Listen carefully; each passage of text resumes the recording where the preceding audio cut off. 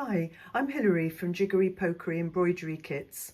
I'm going to show you how to do straight stitch and how to vary the stitches so you can make patterns with it. So you can see straight stitch here. On the second oval shape it's spaced out so it looks like what people often call running stitch. And then as you go further in, I've used straight stitch sideways on to create these sort of pattern of circles with stripes.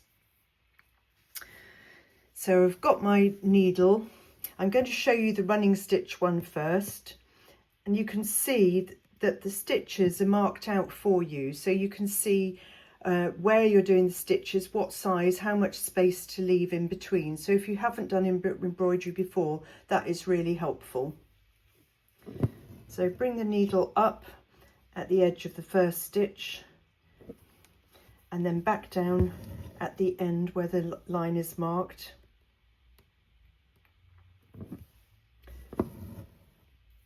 Back up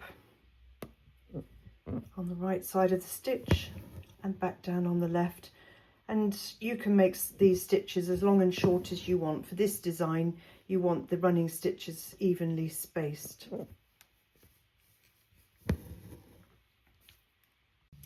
So to change how you do the straight stitch, now I'm going to do the ones that are laid on their side, but it's exactly the same idea.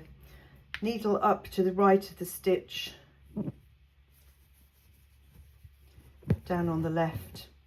Now it actually saves thread if you then go to the left side of the next stitch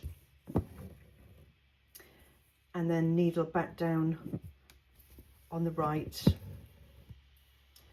and then back to the next stitch, needle up on the right and then down on the left. So you can see with one simple stitch you can get quite a variety of different effects